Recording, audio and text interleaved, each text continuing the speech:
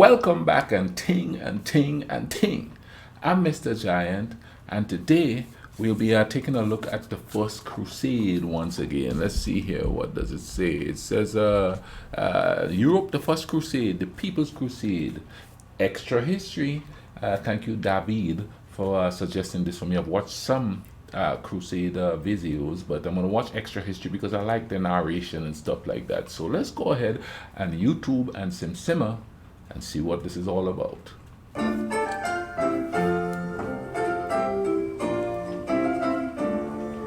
The year is 1095 CE.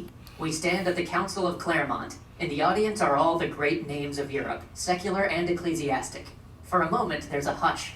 The last words of Pope Urban II's fiery speech extolling nations of Christendom to retake the Holy Land from Muslim invaders hangs in the air.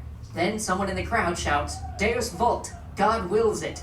The chant is picked up by man after man until the council rings with deafening shouts of Deus vult. Then, out of the crowd, a bishop named Ademar rushes up and falls to his knees before the Pope, proclaiming that he will lead any willing Christian to reclaim the Holy Land for Christ. And thus, the First Crusade began. There's just a few problems. You see, by this point, Muslims had actually occupied the Holy Land for nearly 400 years. Wow. And there was little evidence of the various atrocities Urban invoked in his speech to incite Europe to crusade. In fact, the Church had never seemed very concerned about the occupation before now, and pilgrimages to the Holy Land had continued practically uninterrupted since Jerusalem fell into Muslim hands in 637. So what was really going on? Well, earlier that year, Yes. Alexius Comnenus, the emperor of the Byzantine Empire, an empire that had fallen a long way since the days of Justinian, had sent envoys to the Pope asking for help from the West against the Seljuk Turks. These Turkish Muslims coming out of the East had practically pushed the empire to its limits, forcing them out of nearly all of Anatolia, the traditional heartland of his empire. Alexius Comnenus had hoped for supplies, arms, and a few thousand well-trained men so that Byzantium could continue to serve as the bulwark of Christian Europe against the Muslim East. Or really so he could just win this war, retake his territory, and strengthen the empire he was the head of. But, it's all in how you sell it.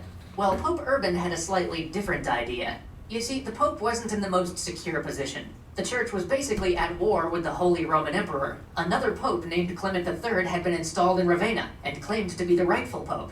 In fact, Urban couldn't even enter Rome, hence why he was kicking around in France, because the Holy Roman Emperor and the Antipope held it against him.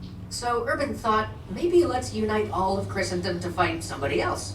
Of course, he never really asked for Alexius Comnenus' opinion on this plan, but we'll deal with that more later. And So, this was all political. See, like I'm always saying, during a lot of the videos that I do, people just use religion to rile people up. Religion is the most profound way to get people to start fighting for something. The Byzantines, hey, they wanted the power back. They wanted their territories back. You know what I mean? So best way to incite people to go fight for this stuff is to put a religious stint on it. Because like they said, obviously the pilgrimages were unprevented. So why else fight? If you could still go to your holy land and do your worshiping or your pilgrimages or whatever you do, why fight? Political reasons. Put that religion there, Christian, Islam, whatever religion, and you're going to get the people behind you. Smart political move. Because even in modern times, like we see now, here everybody's wanting to have a Christian nationalist government and thing, you know what I mean? And then you would get people who just solely believe in that sort of thing to really want to fight for it. And they get vicious. They're going to want to kill. That for sure. Let's keep watching this and see how this plays out, you know what I mean? thus, the First Crusade began. But Urban was a smart guy. He knew how to motivate people. He knew how to gather a force larger and more cohesive than any nation in Europe could muster. He would offer to those who had spent their life fighting, those who had spent their lives committing mortal sins, one chance, one opportunity for absolution. And he would offer that opportunity for doing the thing they did best, going to war.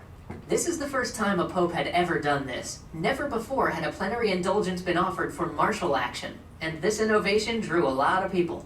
And truth is, though I may have my suspicions about some of the motivations of the leaders of this movement, in a world as motivated by faith as medieval Europe, I think that faith and a hope for absolution was the reason that so many people bankrupted themselves just so they could join the crusade. But, unfortunately, this offer was so good that a lot of people who signed up weren't quite the people the Pope meant to get. You see, the Pope had set a date of August 1096 for the Crusaders to leave from Europe, so that knights and barons could get their affairs in order, and so that they could prepare what in the Middle Ages counted as supply and logistics. But that wasn't fast enough for some people. In France, there was a fellow by the name of Peter the Hermit who began whipping up the peasantry. He talked of the atrocities he'd witnessed in the Holy Land, although there's a fair amount of evidence to say that he never actually went there. And he told tales of his divine appointment by Christ to lead the spiritually pure who would be protected by heaven to Jerusalem. Tens of thousands of people left their farms to join Peter, although they had no money for the journey and didn't even know how far it was from their homes in Western Europe to the Levant. Few of them were soldiers, and fewer still even owned weapons. But as Peter preached, word of this peasants' crusade began. And while Peter was still gathering his tide of peasants at Cologne, other groups decided that they were just going to set out on their own. And this is where the People's Crusade becomes one of the most unmitigated messes in the history of history. First, there's the group from France under a fellow named Walter Sonnevoire. They left ahead of Peter and made it through Hungary all right, but when they showed up at Belgrade, the doorstep of the Byzantine Empire, the local governor was very confused. They were told that the Crusaders weren't supposed to show up for another half a year at least. And weren't they supposed to be soldiers? This was just a mob led by a few impoverished knights. So he didn't let them in. He told them he was going to send a letter back to Constantinople, and could they please just wait patiently until he got his instructions in order? How did they respond? By pillaging the countryside. In all fairness to the Crusaders, they were probably starving. They hadn't thought to bring many supplies with them, and you've got to remember, this is spring in medieval Europe. It's not like they had refrigeration and rapid transport. The bulk of the food for the year comes in during the fall harvest, which is exactly why Urban scheduled his crusade to start in the middle of August, so it could be easy to resupply as they went. But by springtime, there's just not very much food around, so it's unlikely the Crusaders had been able to really stock up on spare provisions on their trek through Hungary. So the Crusaders went on a pillaging spree. Wow. They destroyed homes and farms. They even came to blows with the local Byzantine garrison. Some of them even went back to Hungary, which they'd managed to cross through before without doing any harm, and tried to loot a local market. They tried, but the townsfolk kicked them out, and the local Byzantine garrison beat them down too. And soon, cowed, these first Crusaders were brought under escort to Constantinople. We'll catch up with them in a bit when Peter gets there. But first we should talk about the second splinter group of the People's Crusade, a group from Germany led by Count Emico of Leiningen. This count had heard of Peter's preachings and had gathered his own group to go crusade. They were to head off to the Holy Land from Germany, but, well, they only got a few miles before they seemed to decide that, the local Jews are a lot closer and less well armed. And so they went from town to town through Germany, sacking their own cities, slaughtering the Jewish population, and stealing any money they might find. Now this was opposed almost unilaterally by the Catholic Church. This wasn't at all what Urban had called for. Even if you argue he didn't care about Jews, there's no question he wanted the fighting out of Christendom at the very least.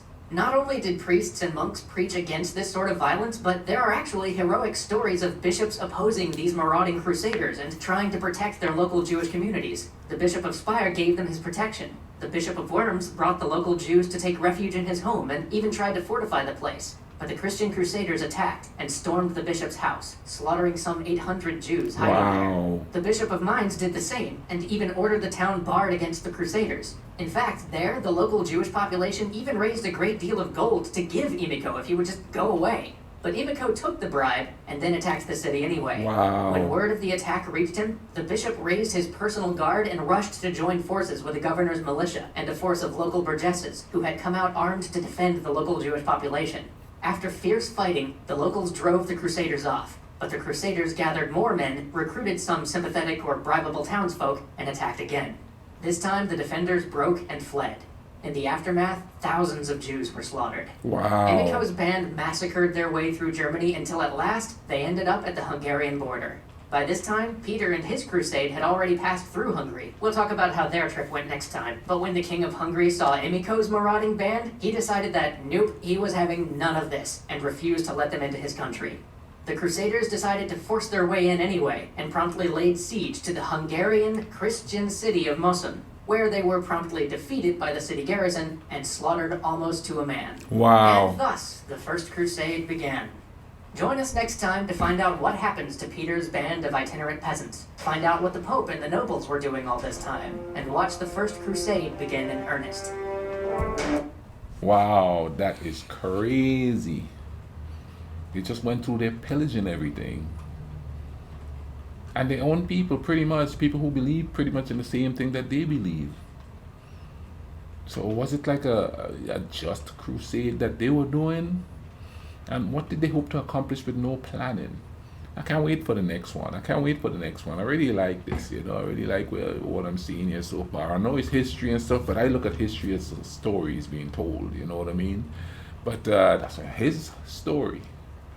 But anyway, man, thank you all for watching this with me. You all take care of each other, alright? Link in the description as usual. Cool runnings.